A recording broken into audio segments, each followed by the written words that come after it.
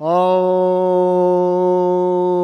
भद्रं कर्णेभिः शृणुयाम देवा भद्रं पक्षेमाक्षभिर्जत्राः स्थिरैरङ्गैतुष्टुवागुंसस्तनोभिर्वसे महिते वहितं जदायुः शतमेन्नु शरदो अन्ति देवा जत्रा न सक्राधर सन्तनूनम् पुत्रासो जत्र पितरो भवन्ति मानो मद्यारीरिकता युगन्तोः अदितिर्योरदिति अन्तरिक्षमदितिर्माता स पिता स पुत्रः विश्वे देवा अदितिः पञ्चजना अदितिजातमदितिर्जनित्वं द्यौः शान्तिरन्तरिक्षगो शान्तिः पृथिवी शान्तिरापः शान्तिरोपदयः शान्तिः वनस्पतयः शान्तिर्विश्वे देवाः शान्तिर्ब्रह्म शान्तिः सर्वगो शान्तिः शान्तिरेव शान्तिः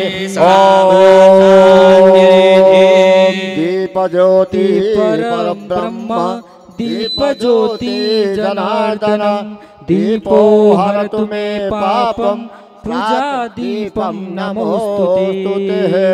ॐ चन्द्रमा मनसो जातसंक्षोः सूर्यो अजायत श्रोत्राद्वायुष प्राणस्य मुखादग्निरजायत।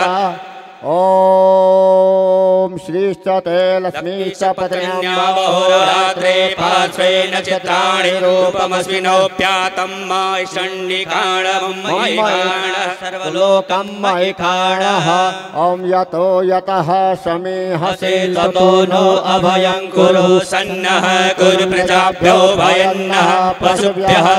ॐ विश्वानि देव सविता दुरितानि पराशुव यद्भद्रं तन्न आशुव।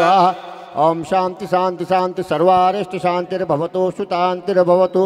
ॐ नमो गुरुभ्यो गुरुपादकेभ्यः नमः परेभ्यः परपादुकाभ्यः आचार्य सिद्धेश्वर पादुकाभ्यः लक्ष्मीपतितेभ्यः पादुकाभ्यः अखण्डमण्डलाकारं व्याप्तेन चराचरं तत्पदं दर्शितं येन तस्मै श्रीगुरवे नमः। ॐ संघ्राध्ये शिखरे हदुम्बरतले हेमै महामण्डपे तन्मध्ये नवरत्नराजखचिते पीठेऽत्र पद्मासने आसीनं नवनाथसिद्धमुनिभिर्देवैः समाराधितम्। ॐ तत्पुरुषाय विद्महे महादेवाय धीमहि तन्नो रुद्रः प्रचोदयात्। आकाशात् पतितं तोयं यथा गच्छति सागरं सर्वदेव नमस्कारं केशवं प्रतिगच्छति। ॐ शान्ति शान्ति शान्तिर्सुशान्तिर्भवतु सर्वारिष्ट शान्तिर्भवतु।